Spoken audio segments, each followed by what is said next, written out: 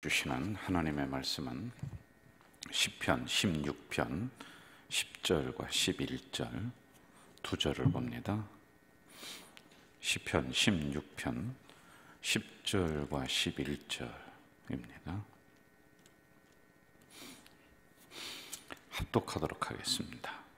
이는 주께서 내 영혼을 수월에 버리지 아니하시며 주의 거룩한 자를 멸망시키지 않으실 것임이니이다. 주께서 생명의 길을 내게 보이시리니 주의 앞에는 충만한 기쁨이 있고 주의 오른쪽에는 영원한 즐거움이 있나이다. 아멘. 어제에 이어서 오늘 16편에 대한 결론 부분을 말씀을 드리도록 하겠습니다.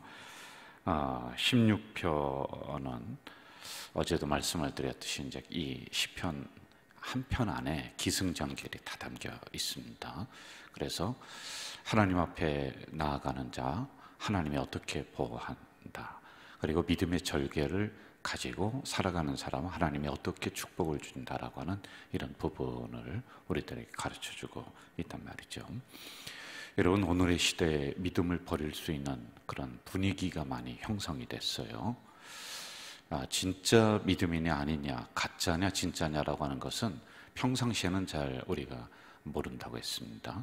그런데 그런 어떤 연단과 고난, 어려움 속에는 진짜와 가짜가 드러나게 되어 있다라고 하는 이런 부분들 우리가 좀 명심하면서 오늘 16편 마지막으로 한번 가보도록 하겠습니다. 우리 10절을 한번 또 볼까요? 10절. 이는 주께서 내 영혼을 소울에 버리지 아니한다.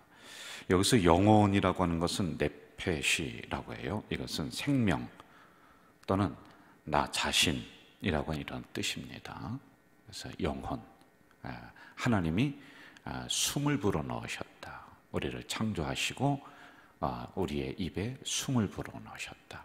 그래서 생명이 됐다라고 하는 이런 창세기의 말씀이 나오죠. 이렇게 하나님이 불어넣으시는 거예요.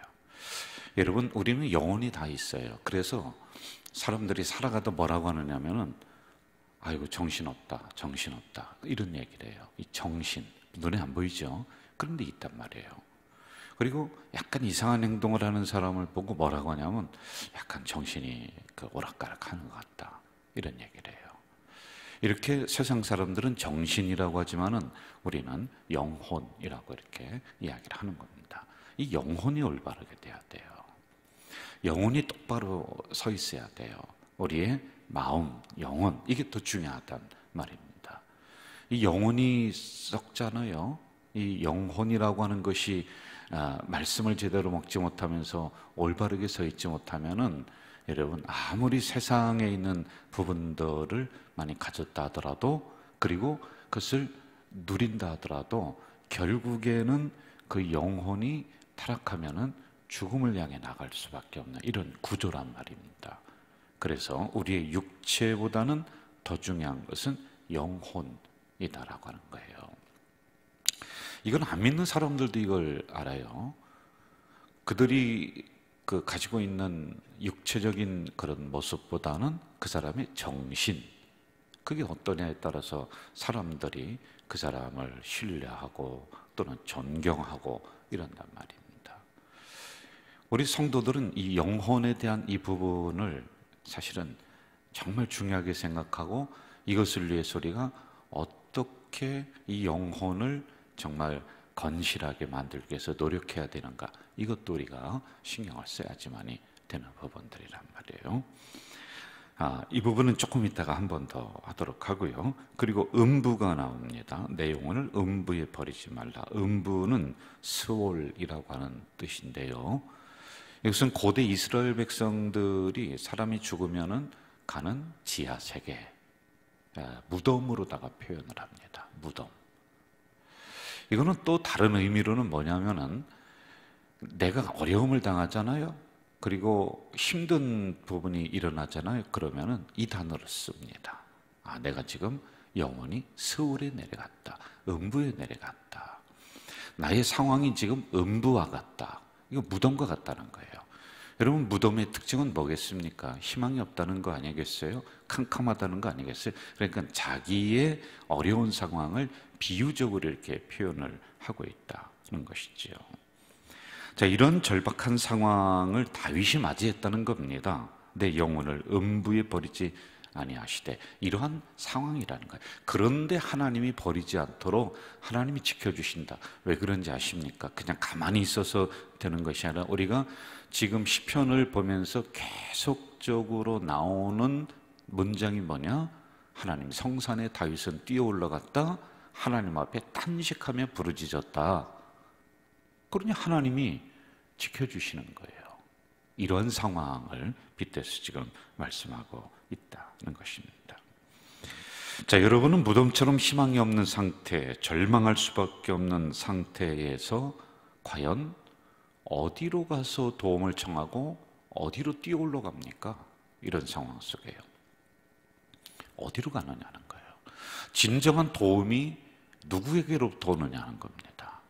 물론 우리는 인간이기 때문에 사람으로부터 위로를 받는 이런 한쪽에 마음이 있어요. 하나님으로, 제가 목사이지만은 뭐 믿음 없는 소리라고 해도 어쩔 수가 없습니다. 그런데 사람으로 우리의 마음을 100% 다 못 채워요. 또 반대로 하나님으로 우리의 마음을 100% 다 못 채워요. 왜냐하면 한 곳에는 사람의 위로가 필요할 때가 있단 말이에요. 그럼 사람이 위로로 다 채우냐? 아니라는 거예요. 또 하나님의 위로가 있어야지만이 되는 이러한 심리적인 상황을 가지고 살아가는 존재들이란 말입니다. 그래서 여러분, 이렇게 내 영혼이 음부와 같은 상황 속에 맞이했을 때 무조건 우리가 하나님으로부터 다 모든 걸 채운다. 아니요, 인간에게도 위로받을 수 있단 말입니다. 그러한 게 우리 살아가는데 분명히 필요해요. 그런데 여러분, 반대로 사람에게만 다 달려간단 말이에요. 그런데 사람은 결국에는 우리의 이 음부와 같은 상황을 완벽하게 해결해 줄 수가 없다는 존재입니다. 이걸 우리가 알아야 돼요. 사람은 안 되는 겁니다.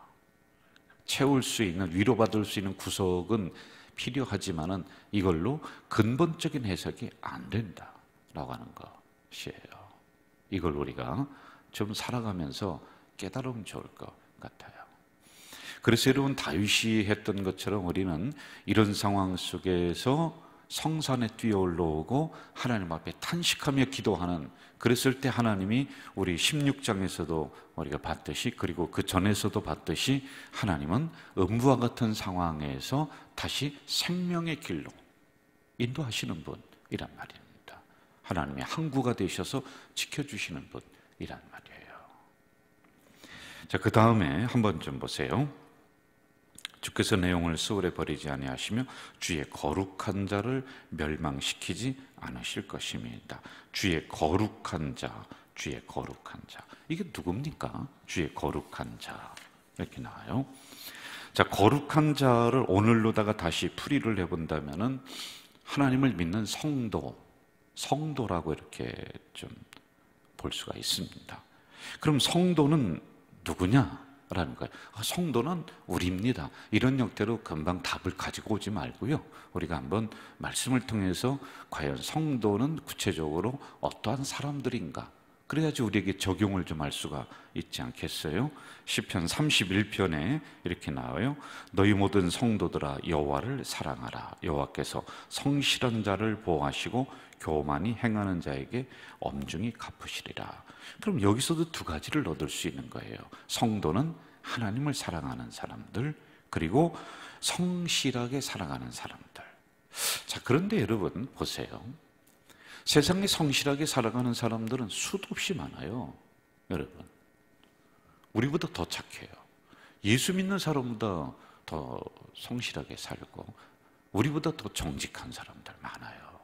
그런데 그들을 성도라고 부르진 않아요.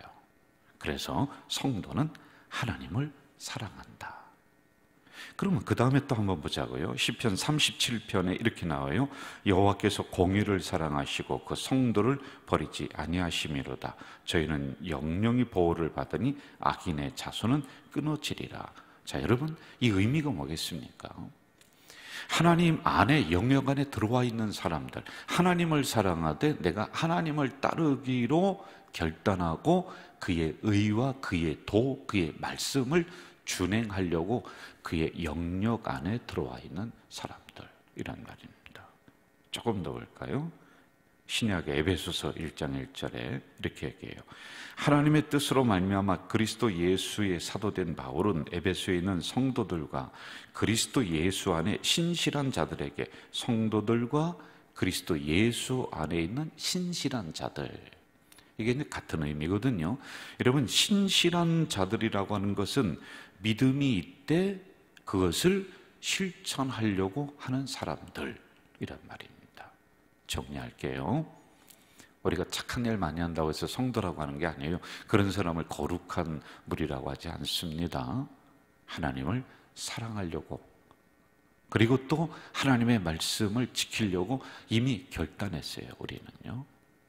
그리고 그 도를 행하려고 그 안에 거하는 사람들. 그리고 신약으로 넘어와서는 그리스도 예수 안에 있는 신실한 자들, 예수 그리스도로 구원받고 그에게 속하고 그리고 주님의 가르치심을 따르려고 내가 구별된 생활하며 그렇게 살아가는 무리들이라고 하는 거예요. 그래서 성도는 한 단어로 얘기하면은 구별된 무리, 이렇게 이야기할 수가 있는 거란 말입니다. 이게 누구냐? 여러분과 저예요. 이렇게 우리가 좀 진행을 하면서 이 답을 차지하지만이 되겠습니다.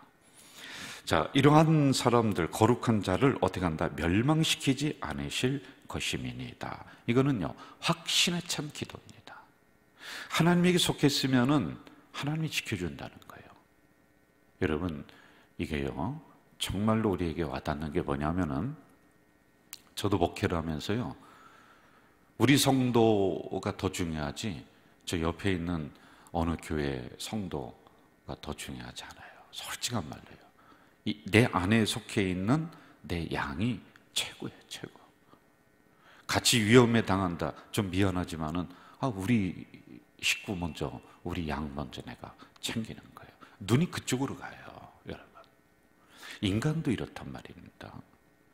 세상에서도요, 자기 조직에 속한 사람은 조직원들이 보호하는 거예요. 물론 뭐 나쁜 사람들 의미하는 게 아니에요.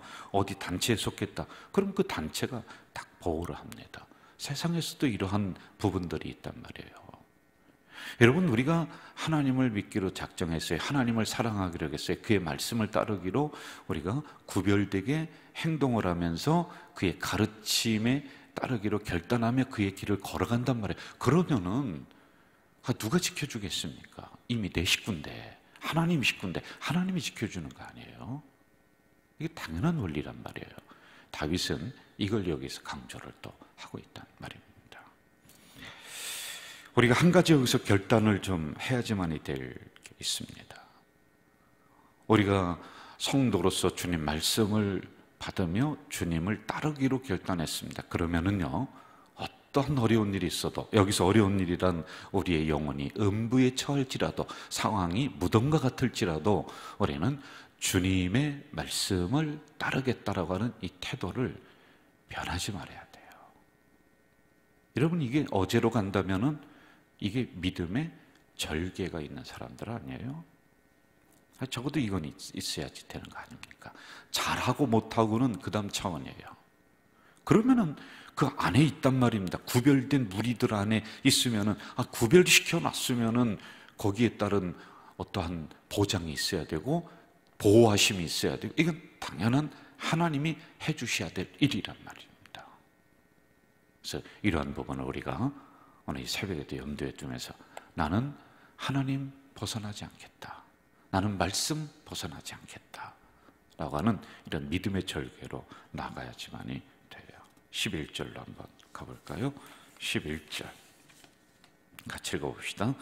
주께서 생명의 길을 내게 보이시리니 주의 앞에는 충만한 기쁨이 있고 주의 오른쪽에는 영원한 즐거움이 있나이다. 여기서 이제 두 가지가 나옵니다. 생명의 길, 절망 중에서 우리를 어떻게 해요? 생명의 길로 보여주신다. 절망의 길이 있고 생명의 길이 있다는 것입니다.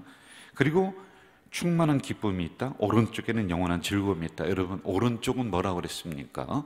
오른쪽은 하나님의 권능을 말한다. 여러분, 중요할 때 오른쪽이라고 하는 거예요. 그래서 그 문화에서는 왼쪽을 잘 사용을 안 한다. 이 말씀 기억나실 거예요. 자, 절망의 길이 있고 생명의 길이 있다. 그런데 우리를 절망 중에서 하나님은 생명의 길로 인도하시는 분이다. 이것을 오늘 새벽에 좀 꼭 기억을 하면 좋을 것 같아요. 여러분, 이렇게 우리는 말씀 앞에 좀 깨어 있으면서 반응을 해야 돼. 아, 그렇구나. 하나님이 우리를 구별된 무리로 불러주셨구나. 그리고 내가 상황이 저 서울과 같은 무덤과 같은 이런 상황 속에 있지만 하나님이 나를 구별된 무리에서 꼭 지켜주실 것이다. 그리고 죽음의 길이 아니라 절망의 길이 아니라 생명의 길로 우리를 인도해 주실 것이다 라고 하는 이러한 확신을 가지고 우리가 이럴 때 걸어나가야지만이 되겠다라고 하는 것입니다. 다윗은 억울하고 분통이 터지는 일을 지금 많이 겪고 있습니다. 그런데 우리는 마지막에 어떻게 결론을 내고 있습니까? 아, 그래, 내 인생은 이렇게 어려움을 당하다가 이렇게 끝날 인생이야. 그렇게 하지 않습니다.